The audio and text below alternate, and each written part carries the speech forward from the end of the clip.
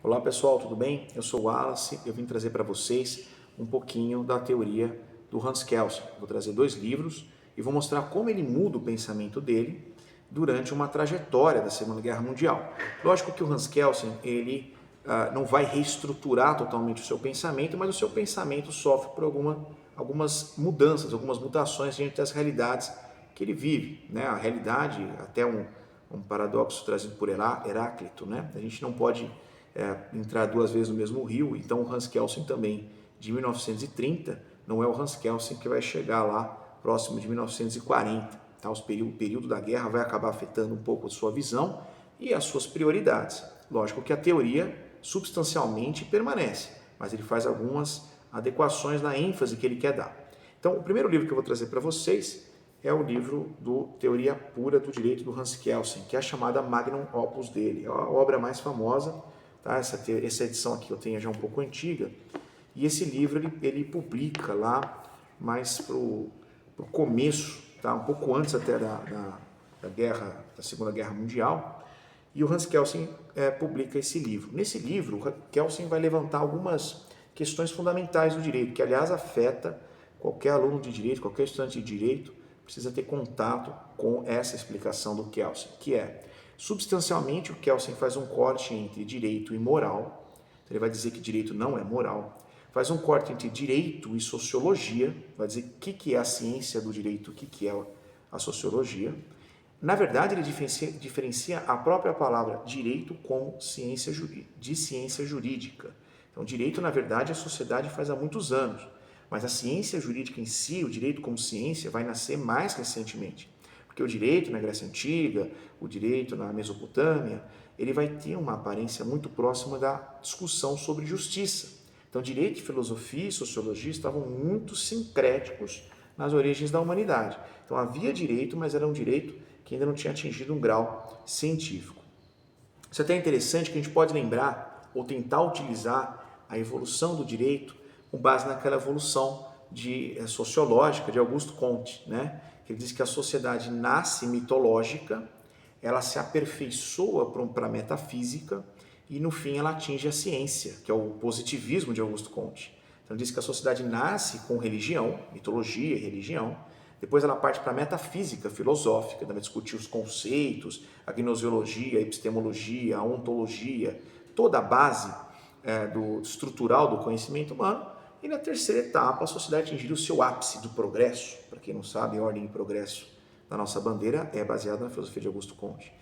E esse progresso culminaria na ciência, que seria o último estágio dessa sociedade evoluída. Então essa é a filosofia de Augusto Comte. Então o Kelsen é um positivista, mas ele não é um positivista como Augusto Comte, que é da linha da sociologia. Ele é um positivista do direito, tem algumas nuances ali de diferença. Mas, sobretudo, o positivismo é uma visão em que a ciência é a base das estruturas humanas e ela busca a solução dos problemas humanos com base em ciência, não com base em mitologia ou mesmo não com base em metafísica filosófica. Então, o Augusto Comte vê como último estágio de progresso o estágio da sociedade científica. E o Kelsen vê também o direito não mais como algo misturado à Bíblia ou ao Alcorão, ou que seja as leituras da Ilíada, da Odisseia, ou daquela filosofia de Ulpiano, de Cícero e dos clássicos romanos, né, do Codex Iuris Civili, por aí. Ele verifica que, na verdade, o direito passaria desses estágios iniciais e se tornaria uma ciência mesmo, propriamente dita. Então, embora o direito seja um objeto de estudo muito antigo, normas são feitas desde do Egito, tá? Ele, na qualidade de ciência, atingiria um estágio, e esse estágio seria mais recente, tá? Mais moderno do que parece. Então, ele faz um corte entre moral e direito, sociologia e direito e própria ciência política. Então, ele vai fazer esse corte muito bem definido. Pois bem, o Kelsen chega a falar, curiosamente, até em questões de campos de concentração, que, embora filosoficamente reprováveis, juridicamente eles poderiam existir em alguns sistemas, tá? E isso é estranho, porque na verdade o próprio Kelsen não é um apreciador do sistema alemão, né, hitleriano ali, né? Então ele vai dizer O Kelsen, inclusive, defende que a constitucionalidade ela é um problema da Suprema Corte Constitucional de um país. Ao contrário de Carl Schmitt, que vai atribuir ao Führer, vai atribuir ao Poder Executivo o controle de constitucionalidade. Então, quem seria mais próximo até da doutrina institucional do Hitler ali à época seria o Carl Schmitt. Tá? O Kelsen é um crítico, mas ele menciona que alguns sistemas jurídicos têm e que isso pode, de fato, acabar prejudicando a sociedade, obviamente vai prejudicar a sociedade, mas que isso não poderia deixar de ser considerado como uma estrutura jurídica naquele sistema. Pois bem, seja como for, o Kelsen reconhece que todo direito pode ou não ser justo, então ele faz esse corte epistemológico, faz esse corte técnico e filosófico. Então ele inaugura uma filosofia do direito mais científica. Mas quando dizem que o Kelsen inaugurou isso, e ele também tem uma teoria interessante aqui, que é da norma hipotética fundamental, né, que na verdade em alemão não vai ter essa tradução ao pé da letra, isso é uma tradução bem adaptada para o Brasil, mas ele também vai trazer a hierarquia de normas, que é o controle de constitucionalidade, a corte constitucional e a hierarquia de normas, que ele não menciona a pirâmide, porque o pessoal fala pirâmide kelseniana, mas o Kelsen não fala em pirâmide. O Kelsen, na verdade, vai falar em hierarquia de normas, graus de norma. Então, os atos normativos administrativos, as leis ordinárias, né, as leis que estão nessa linha intermediária, e acima nós vamos ter a Constituição, ok?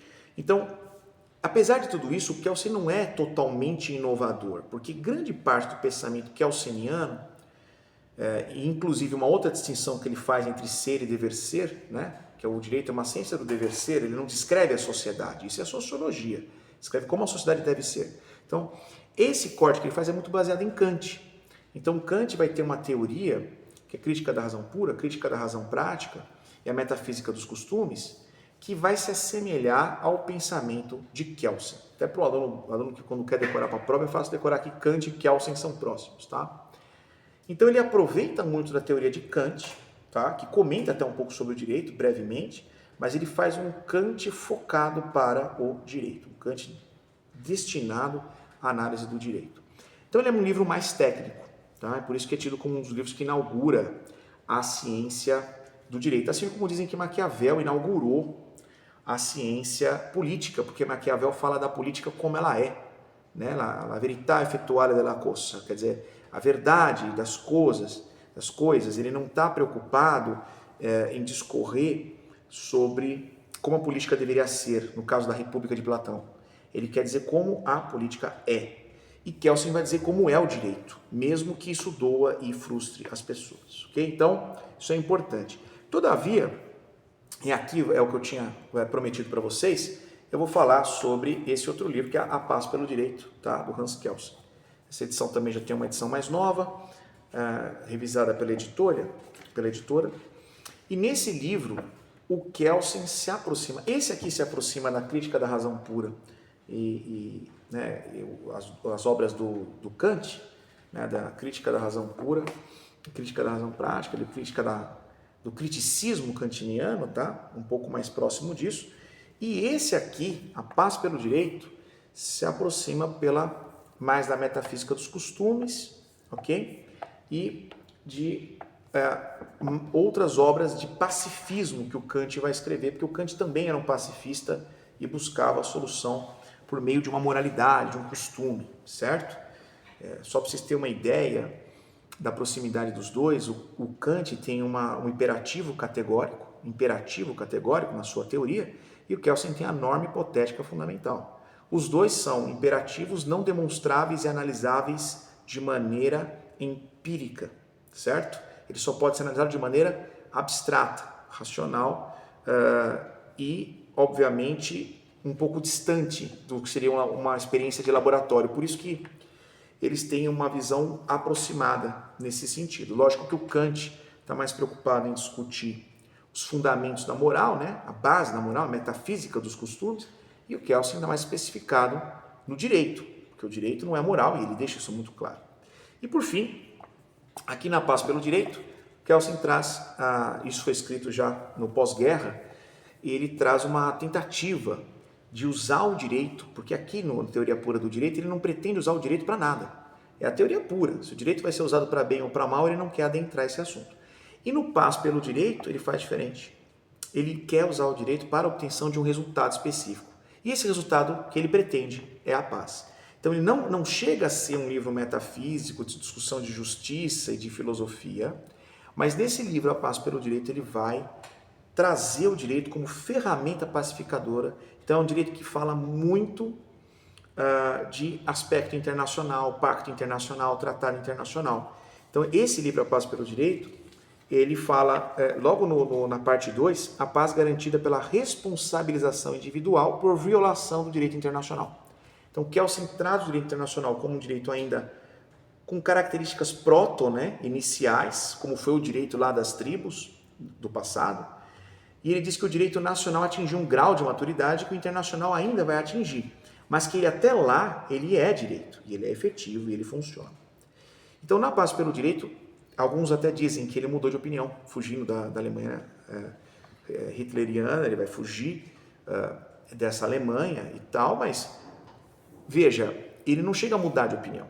Ele não fala que a filosofia ou a moralidade vai nos salvar. Ele ainda atribui ao direito.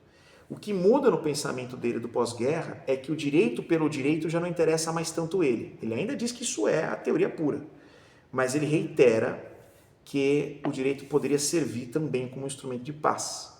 Então ele ainda é técnico, ele ainda é um positivista, tá? Só que ele é um positivista com uma esperança de usar o direito numa solução de um problema da humanidade, que é a guerra.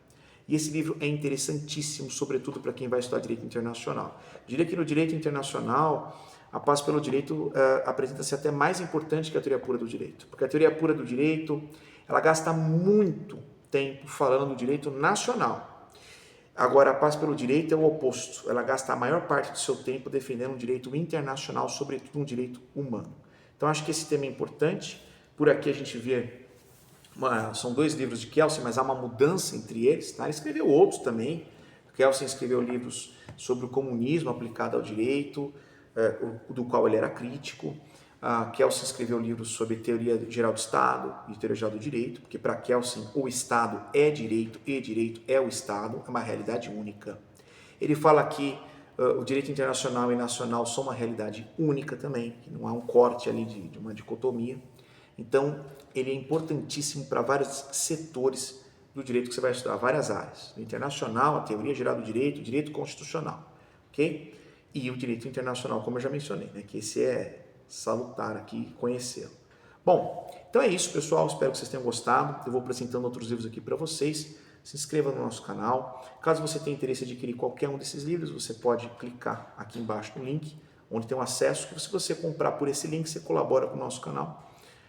Claro que você pode comprar em outras lojas, mas essa você já colabora com o nosso canal sem nenhum custo adicional, tá bom? Forte abraço para vocês e fique conosco. Acompanhe as nossas leituras aqui, que não são só jurídicas, eu vou falar de outros livros também. Um abraço, tchau, tchau.